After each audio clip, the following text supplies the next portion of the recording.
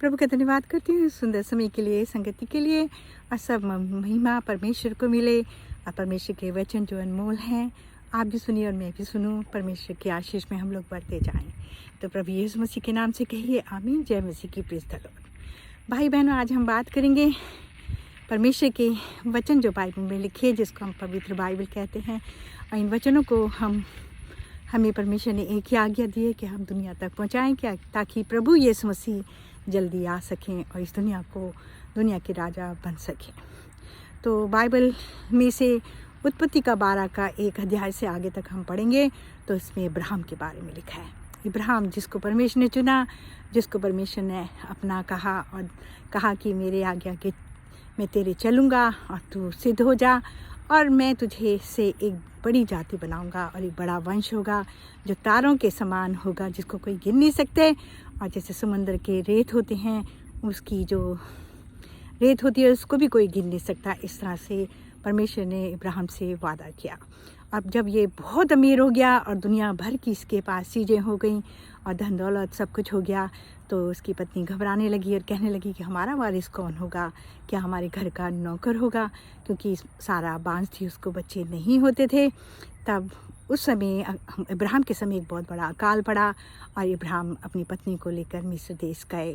और इब्राहिम ने अपनी पत्नी से कहा, सारा तू बहुत सुंदर औरत है, कोई तुझसे पूछेगा तो कह देना मैं तेरा भाई हूँ, तो तू भी बची रहेगी और मैं भी बची रहूँगा। और सारा ने ऐसे ही कहा। राजा के महल में पहुँच गई और राजा उसको अपना बनाना चाहता था, लेकिन परमेश्वर ने दर्शन दिया कि मेरे ये दास की पत्नी है, इसको हाथ नहीं लगाना, क्योंकि इसके द्वारा मैं एक बड़ी जाति बनाऊंगा।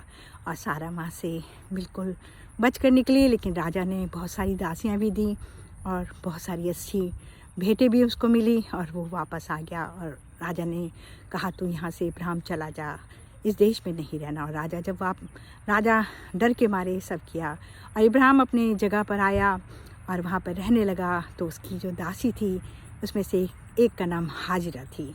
हाजिरा जो थी बड़े घर की थी, लेकिन सारा की देखभाल करती थी। सारा की नज़र उस पर जाती है। इब्राहिम की पत्नी उसे कहती है कि क्यों नहीं ये हमारे लिए बच्चा पैदा करेगी तो हमारा वंश बना रहेगा। और इब्राहिम ये बात मान लेते हैं और हाजिरा के पास जाते हैं। तो हाजिरा को एक बेटा होता है जिसका नाम इस्माइल रखा गया।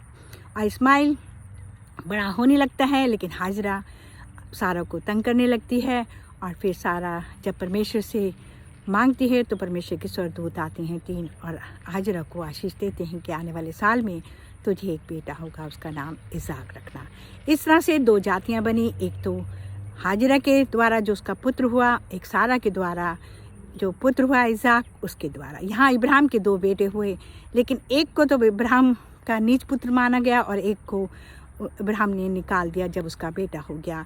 और जब हाजिरा रेगिस्तान में गई और वहाँ पर पानी नहीं मिला तो वो रोने और चिल्लाने लगी। तो परमेश्वर के स्वर्गदूत ने उसको रेत में से पानी पिलाया और कहा कि मत घबरा, परमेश्वर तेरे साथ भी हैं और तुझे भी बहुत सारे आशीष मिलेगी।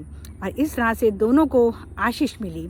एक परमेश्वर ने चुना, एक इब्राहिम ने जो परमेश्वर के बिना एक कदम भी नहीं उठाता था, और उसने अपनी पत्नी के कहने पर एक गलत काम किया। और यहीं से लड़ाई शुरू हुई। और आज जो दुनिया में हमास इस्राइल लड़ रहे हैं, क्योंकि परमेश्वर ने ये जगह उन लोगों से छीन कर इसराइलियों को दी, क्योंकि परमेश्वर की जगह थी। क्योंकि दुनिया में परमेश्वर ने दुनिया को बनाया है, और दुनिया की बनाई हुई चीज़ सब कुछ परमेश्वर है। परमेश्वर चाहे तो आपको भी दे सकते हैं, चाहे तो मुझे भी दे सकते हैं, और चाहे तो अपने लोगों को भी दे सकते हैं। परमेश्वर ने इन लोगों को, सारे इसराइलियों को अपना कहा है, पवित्र कहा है, और कहा है मैं संभालूंगा, और इनको वादे की कौम भी कहा जाता है। और जब इसाक बड़ा हुआ तो उसकी शादी भी इब्राहिम के परिवार में से हुई, और रिबेका आई। और रिबेका जो थी वो भी बांझ थी, उसको भी बहुत देर में बच्चे हुए। और जब जब वो प्रेग्नेंट हुई तो उसके पेट में कशमकश लड़ाई झगड़े होने लगे, और इतने आपस में लड़ाई झगड़े हो रहे थे कि वो घबरा कर नबी के पास गई। तो नबी ने कहा तेरे पास भी दो बच्चे होंगे, और आपस में शुरू से लेकर आखिर तक लड़ेंगे वो। और आज यही लड़ाई दुनिया में चल रही है। एक तरफ तो ये लोग हैं और एक तरफ यहूदी हैं, क्योंकि याकूब एक बेटे का नाम, 2 बेटे हुए। रिबेका को एक का नाम एसाव रखा गया और एक का नाम याकूब रखा गया। एसाव ने तो अन्य जातियों में शादी कर ली और अपने चाचा इस्माइल की बेटी से भी की, और याकूब ने जो शादी अपने ही परिवार में से की, क्योंकि उसकी माँ के द्वारा इसहाक ने उसको सारी आशीषें दी। जब याकूब बड़ा हुआ तो वो हमेशा अपने भाई का हक छीनना चाहता था, क्योंकि वो चाहता था मैं बड़ा बनूं। लेकिन जब माँ ने देखा इसने दूसरे धर्म में शादी करी है, तो उसने बड़ी चालाकी से जब इसहाक ने कहा मैं बूढ़ा हो गया हूँ, मेरे लिए भोजन तैयार कर, तब मैं तुझे आशीष दूंगा, एसाव को कहा। और याकूब को माँ ने भेज दिया, और सारी आशीष जो थी जो इब्राहिम से इसहाक को मिली और इसहाक से याकूब को मिली, और परमेश्वर ने याकूब का नाम इसराइल रखा। और ये जब वापस इस देश में रहने लगे तो इसराइली कहलाए। और याकूब के 12 बेटे हुए, और याकूब ने अपने मामा के घर में जाकर लिया से और राहेल से शादी करी। लिया तो जो थी वो परमेश्वर की योजना थी, और राहेल से याकूब प्यार करता था, और 12 बेटे हुए, कुछ दासियों से कुछ उन दोनों से।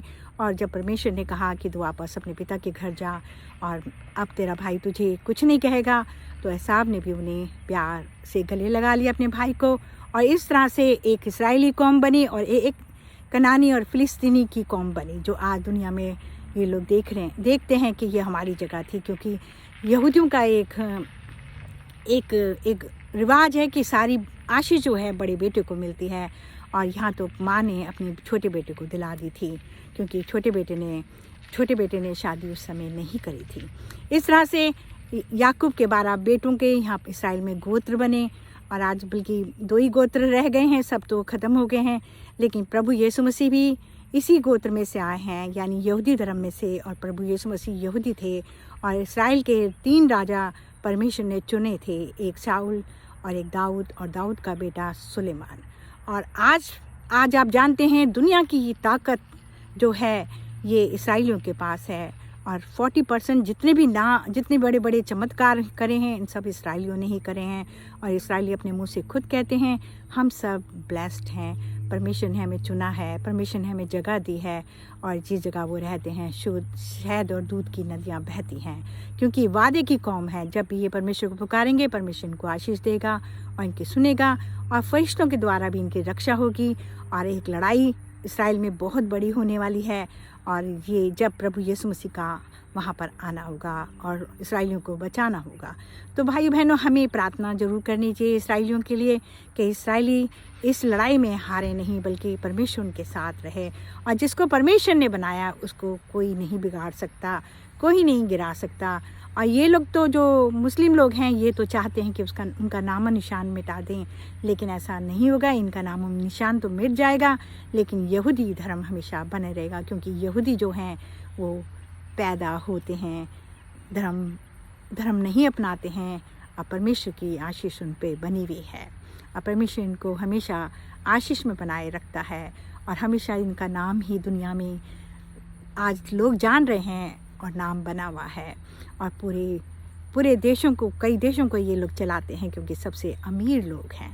तो भाई बहन, हमें इसराइल के लिए भी दुआ करनी चाहिए कि परमेश्वर वहाँ पर उसका पुत्र आए, और वहीं से सब कुछ शुरू हुआ था, और वहीं पर सब कुछ राज्य भी जो प्रभु यीशु मसीह का 1000 साल का है वो वहीं से शुरू होगा। और भाई बहनों, आज प्रभु यीशु मसीह की हर एक बात पूरी हो रही है, तो हमें प्रार्थना करनी चाहिए क्योंकि हम प्रभु यीशु मसीह के 1000 साल में शामिल हो सकें, और हमें बुराइयों को छोड़कर परमेश्वर की तरफ मुड़ना चाहिए। तो जय मसीह की। परमेश्वर के वचनों पे हमें परमेश्वर आशीष और बरकत दे, और ये वचन चारों तरफ फैलाएं, आपको भी आशीष मिलेगी। क्योंकि बाइबल बताती है सुनने वाला भी धन्य है, और पढ़ने वाला भी धन्य है, और वचनों पे चलने वाला भी धन्य है। तो क्या आप धन्य बनना चाहते हैं? क्या आप परमेश्वर के वचनों पर को मानकर परमेश्वर के राज्य में शामिल होना चाहते हैं? तो भाइयों बहनों, अगर आप जानना चाहते हैं कि परमेश्वर का राज्य कैसा होगा, तो अगली वीडियो को जरूर देखिए, और मेरे लिए प्रार्थना करिए कि परमेश्वर के वचन में आपको अच्छे से समझा सकूं। जय मसीह की। Praise the Lord.